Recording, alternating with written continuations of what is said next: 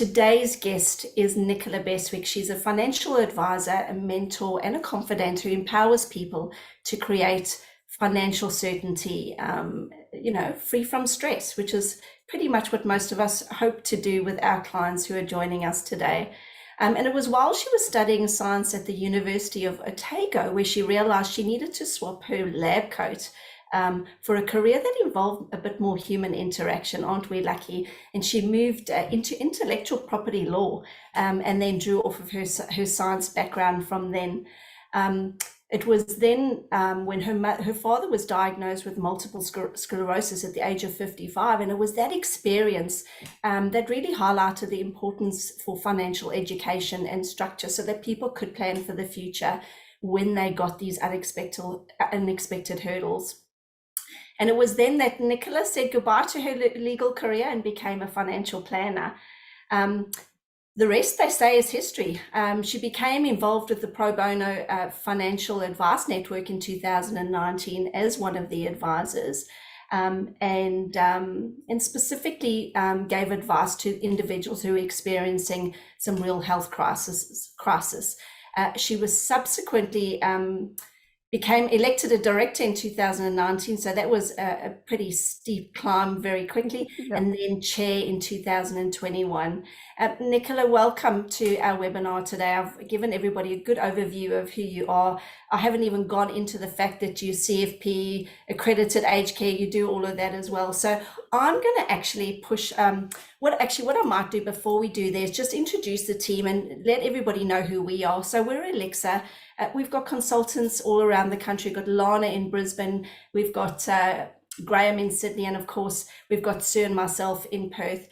We're not only business coaches and consultants, but we also put out research, pricing research over the years. We're due to do another set of some research.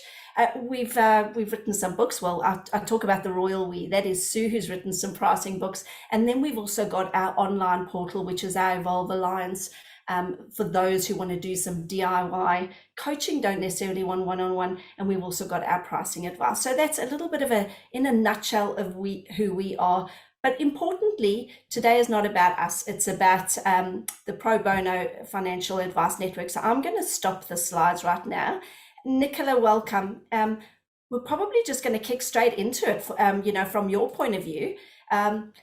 I think just share with everybody your experience and kind of, yes, we understand, it was from your dad. You moved in 2019. Can you give us a bit of a background as to why you did that? Thanks, Monique. I always love it when people read out my bios and I go, oh, wow. I do sleep occasionally. For me, the transition was one of those real turning points where you just realize what your passion really is. With Dad was one of these people because he didn't necessarily fit the box in terms of his MS diagnosis. It took a couple of years before the doctors actually said, yes, this is what you had. And throughout that time, he went from being this, I say, as I am his daughter, this high profile corporate, working in a big national company back in New Zealand, and office job like many of us. And he started to essentially lose the use of his right side. So being right-handed, and particularly to the point where he couldn't hold a pen, he couldn't tie his own shoelaces, those kind of things.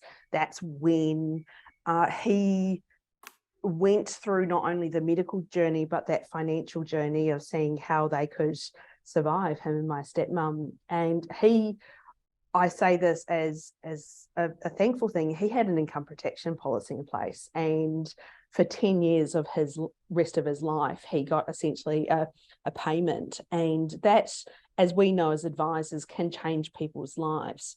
So for me, looking at it from his perspective as his daughter and going, gosh, I've got to look after my own self selfishly, I started looking at what we could do from a financial planning perspective. And the more I did that, the more I just went, what great things we do as advisors. And I've never looked back with regards to changing careers and going into this space. So when carry on. yeah, so when the opportunity came about to be involved in the Pro Bono Financial Advice Network, particularly at that time, because we've got a strong relationship with people with multiple sclerosis, it was a no-brainer for me to help put some of the knowledge and the skills that I had learnt as an advisor to helping those people that are maybe not necessarily knew where to turn, particularly off the back of what I saw Dad go through. Absolutely. And yeah, it is so difficult because I don't know how many people even know that PFAN exists, right? And so it almost feels like the world's best kept secret. And so when I met you, I was like, oh my gosh, we need to let people know who you are. You know, what does PFAN, you know, who are they, I guess, and what are they hoping to achieve? It's really funny that you say that, because it wasn't until I was talking to a friend who also has multiple sclerosis that she connected me with PFAN, and I didn't know they existed until that point. But what we do is we do help those that are going through financial hardship or difficulty due to an illness or injury and can't ordinarily afford advice. So these are people that have had their world turned upside down through some kind of medical event, and we do have a really good relationship with the MS community. It doesn't mean that we only help those with MS. We do, and we'll be branching out to others. But it's essentially giving those clients the opportunity to be connected with an advisor, to talk about what's going on in their situation and talk about their financial perspective, because you know, finances is such a huge part of our lives on a day-to-day basis. And then if you're struck with some kind of medical event, that can really turn all those things upside down. And we know it's hard to find someone that you go, yes, I want to go and talk to that person. It is really hard, right? Because a lot of people have trust issues for one thing, and then to just even find somebody that is willing to help, because most people who don't understand what you guys do and are looking for advice just may not be able to afford that either. How many applicants have you got on average coming through the door on a monthly basis? At the moment, so we've been quite conservative with making sure that we're not flooding the advisor network, because we know so many clients, the more you promote this, can come through. So this year alone, we've had 22 clients. So that's in the last 10 months. So being quite conservative, because I know, as we all know as advisors, the more you kind of promote something, particularly when it is pro bono in nature, there will be a lot of people out there that want to give advice. So we will eventually build that up more and more as we get a lot more advisors and people wanting to put their hand up and say, yes, I'm willing to help just one person a year.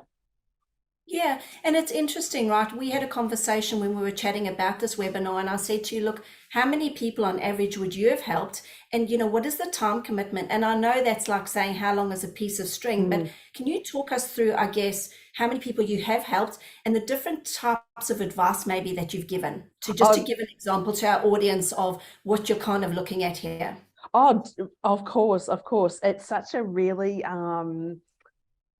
good question, because I've been fortunate enough to see so many people through the last probably 4 years or so that I've been involved, maybe 4, maybe 3. And I think I've helped at least 6 different people throughout that journey. Yeah. And that has ranged significantly in terms of the commitment. 1 or 2 of them have just been very much a phone call or a conversation for an hour, for half an hour, just to say, you know, these are the basic things, very much fitting into that general advice space that I know we kind of talk about a little bit. And that's enough to give them a little bit of an idea of things to look at in the future. The flip side of that, it's also gone, I've had one lady where I've helped her go through a TPD claim because she was one of these people that came to me just going, I've got $40,000 in my bank. I know I can't afford advice, and didn't realize that she had this policy within her superannuation fund. So naturally the work with her has been a lot more compared to the couple of cases where it has been just a phone call. So it does vary depending on people, because I'm sure, as we know as advisors, people they don't know what they've got half the time. So when they come and turn up and you have a conversation, you ask them questions, you realize more and more and more. Yeah, absolutely. And I did mean to say, and I haven't said it to our audience, please, if you've got any questions whatsoever, just jump into the chat box, pop your questions there. I've got a whole heap. So I'm going to keep asking away until something comes up, but please ask away. I guess a lot of people want to know the trips and traps of getting involved.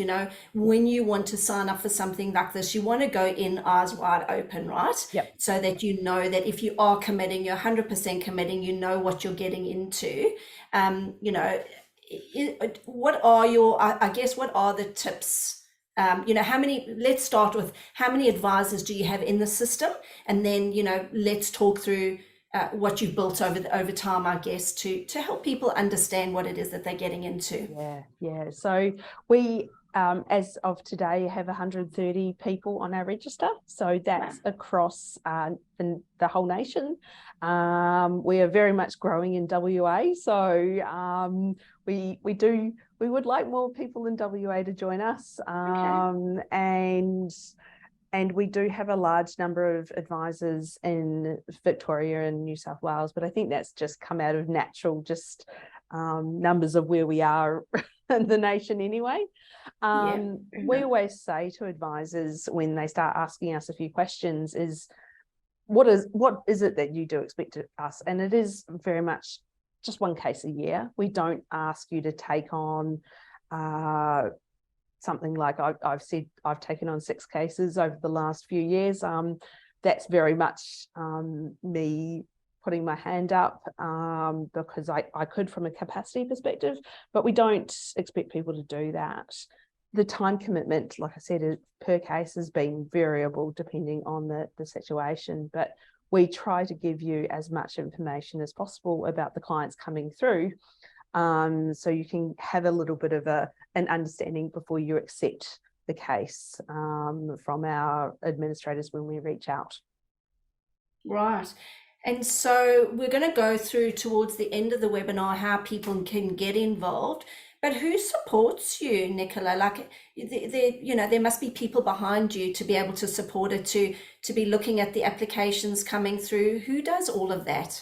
We've been extremely lucky in the last few years to have not only the support of the AFA, so they've been a huge supporter of us from an association perspective, but over time we've also had TAL. They've come on board and they provide us with a huge amount of resources behind the scenes. So we are very fortunate to have a couple of 4 beautiful ladies positioned across Australia who help us with the administrative work, and they are employed through TAL. So we're obviously very grateful for that because of the amount of that type of work that can take on. We also have the support of Hub24. So they've recently come on board as a corporate partner, and that's been fantastic because they've really helped us with building up awareness within the marketplace and promoting what we do more and more and more. So those are probably our more kind of corporate sponsors, with corporate sponsors, and then we've also had some really great support from a number of licensees recently who've seen exactly what we're doing and trying to achieve and wanting to engage their advisors within their communities. So it's brilliant. It's fantastic to see this growth, particularly in the last 12 months or so. So when we think pro bono advice, we largely think of financial advisors who are the ones that would be getting involved in this. But is there a need for other people, paraplanners, support people? What type of volunteers are you looking for to support what you're actually doing? I never say no to anyone, because everyone's got a whole different skill set in terms of what they can bring to the table. And, very much advisors are the front person, talking to the client, but there's a range of opportunities that exist out there for anyone, particularly within the financial services industry, to help get involved, whether it's the people like yourselves that are giving us the opportunity to speak in front of your clients and your network, to a couple of people that I've talked to that are helping, just willing to donate some funds so we can continue on doing what we're doing. So yeah, and I'll throw in a couple of students that have just reached out and said, I'd love to get involved. How can I be involved? So yeah, it's lovely to see that. That's amazing. And that's it, right? It takes a village to help and get the awareness out and to be able to help. And I was thinking about cost to serve, and when we talk about our clients, we price up their advice. What we often do actually is we build in some pro bono advice, because we know that advisors will have family members, they may have other people that they want to help, and normally when we're talking to practice owners, we will say to them, look, what do you want to do? What are you doing to give back to society? I guess, what are you doing to get? And quite often they will always say they're either doing something or we want to do something, we're just not quite sure what to do. This is the perfect opportunity, because it's within the scope of what we're doing. And then for them to say, right, we would like to allow every advisor to do 2 pro bono cases in whatever shape or form that is. So that allows them to be able to utilize that, whether it is with a family member or whether it is something like this, to say, well, I'll do my one for pro bono advice network, and maybe I'll do one or whatever it is. But really great to be able to build that into a proposition and really know and understand and celebrate that a business is actually giving back as well, I guess, from that point of view. It's fantastic, isn't it, when you think about the ripple effects of doing that. You think about being able to have someone that feels confident enough to come to you, knowing that they may not necessarily be able to afford you, and we do know the cost of advice is more and more expensive, and that does put people off, but that advice can be so life-changing for people, and if they didn't have that opportunity, it doesn't change their lives. It doesn't make any difference to ours, but it changes theirs, and then that just has that massive throw-on effect of those clients being so grateful for what we do, and then really promoting that feel-good factor that we all have as advisors back to their communities, and changing that perception of who we are as a community, and it's just fabulous when you think of it that way. Absolutely. Now, one of the things that I had asked you earlier on in the week when we were chatting is the pro bono financial advice network, is it only for people with MS, or are you guys open, for people to come through the doors that need pro bono advice, regardless of whether it's, through MS or not? At this stage, we do have that direct relationship with people with MS and their families and their carers, because I know that very much if we open it to everyone, there's going to be so much of a flood. But our goal as a board through PFAN is to build up more and more charities and help more and more people impacted by a range of different illnesses and diseases. It impacts. There's so many impacts of diseases and illnesses that we all have, and it's not just limited to MS. So the more we can grow and build our advisor numbers, the more we can go out and promote to other charities and organisations to help service and promote to their clients. So it's on our 2023 goal very much to try and do. So although you're not advertising to those networks, if somebody came across somebody that did need some pro bono advice, could they refer them on I'm to you guys? I'm sure we'd quite happily have a look and find an advisor that would be able to help. Yes. Yeah. Yeah, okay. And then when we help clients, we help them create what we call client avatars, right? So Yep. this is the type of client that you're working with. These are the needs, these are the services that you can offer, and you really kind of hone your service around the type of client that you're looking for.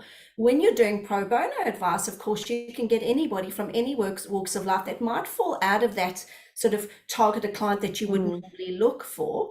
Have you built up any tools, or is there any, I suppose, you know, material that people could go and find to be able to suit the type of client that's coming in the door? So if we're dealing just with MS people at the moment, there would be a lot of material somewhere. Do you have any of that? Only because I think if somebody's going to get involved in this and they want to give pro bono advice, it would be really awesome for them, you know, as an onboarding, I suppose, and you might do this, is to be able to get a little bit of information of what you can expect from somebody who's got MS in Yeah. various stages, I guess. Yeah, and that's a really good point, because particularly with, we'll take MS for example, sometimes that can really impact people's concentration spans. It's not their inability to understand or comprehend, it's more about their attention spans and being able to manage that. So being aware of the illnesses and how that can manifest is really important. And so directing people to particularly the MS websites that are around that really do have a little bit of an overview of that. And then we're quite fortunate enough to have some really good connections with some social workers within the MS community. And they have over time really helped us understand more and more the nuances of what people may be going through. So it can vary depending on each client. We do try as a network ask if, you know, for example, if someone's got a third person that they can help support them, like a husband and wife, or even their social worker, whether they are happy to be their point of contact, you know, like all those things that we normally do, just to make sure that we're still providing what we want to do as advisors in the best possible way, and make sure we're helping everyone and not doing a disservice to us as an advice community. Absolutely, absolutely. So we're getting to the pointy end. I can't believe that we're already 25 Gosh. minutes in and nobody's asked a question. So hopefully my questions have answering everybody else's what's on their mind. But Yeah. can you talk us through the process, I guess? So as an advisor or as somebody who's participating today on the webinar, how do they get involved? What is the actual process that they would go through? So as an advisor, if you're interested, we've got a website. So it's the probonoadvice.com.au, and you can jump on there and have a look about us.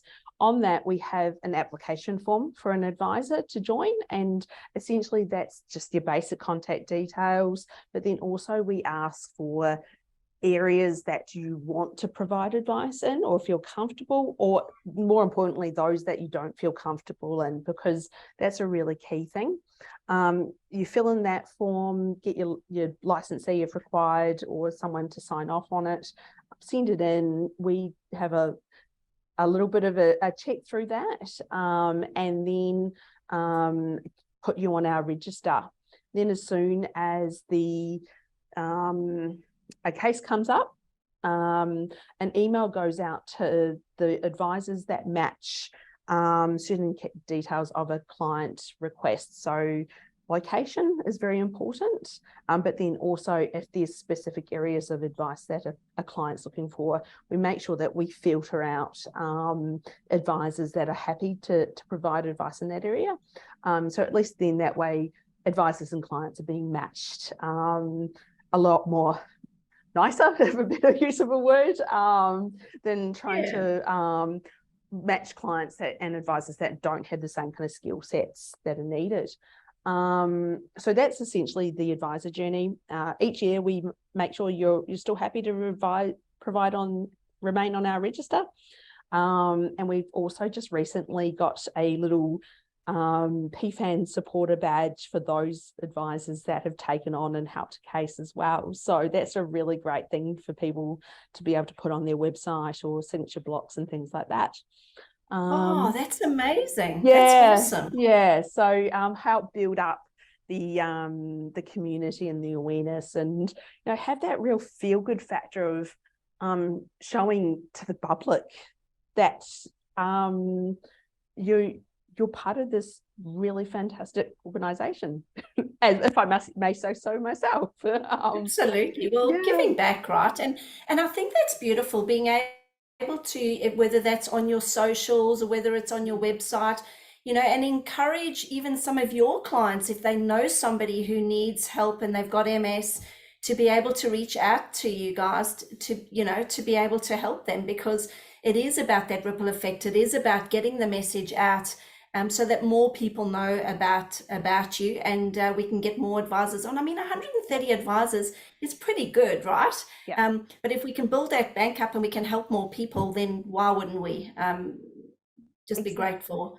The gift of giving, I always say, and it just keeps on giving. How long is the actual process to onboard an advisor and even onboard a client, Nicola?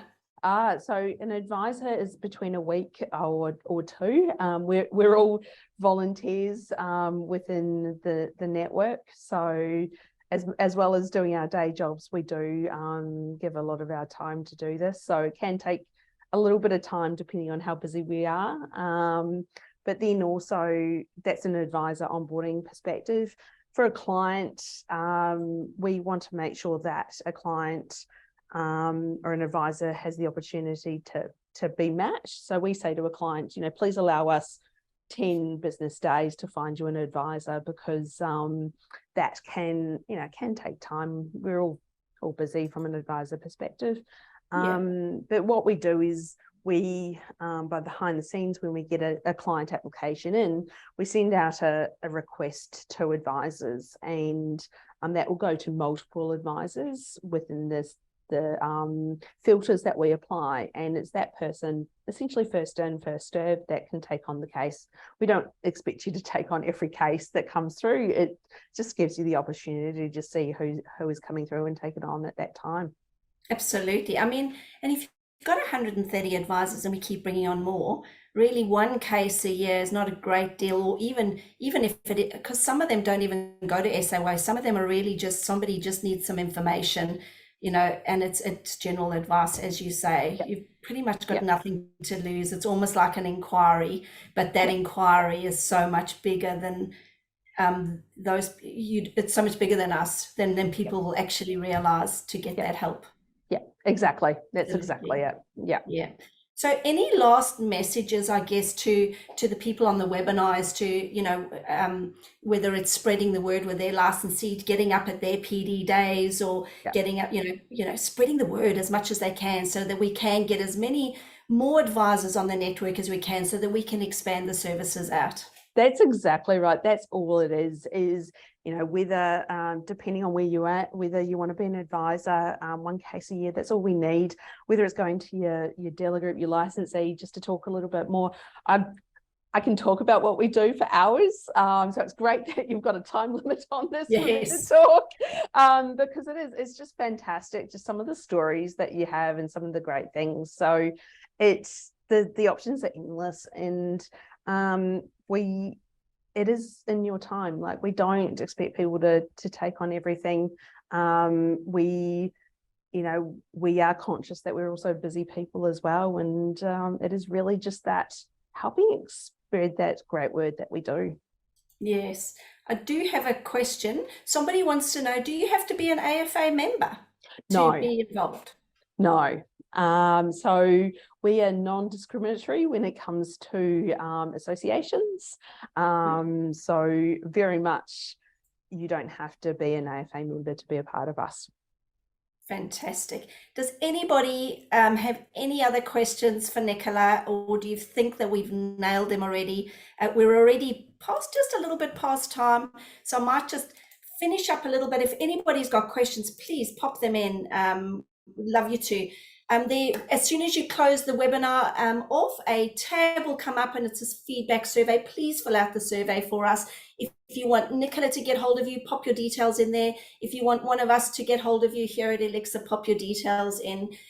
If you want to speak to one of us, jump on our website, that's elixirconsulting.com.au. And then, of course, we've got our Evolve Alliance portal if you want to have a little look at that. But Nicola, thank you so much for you giving us your time and sharing your story today. I hope we get a lot of people signed up as a result of the webinar today. And thank you, everybody, for joining us. It's been absolutely delightful hosting Nicola. Have a good one, everybody, and we'll see you at the next webinar. All the best.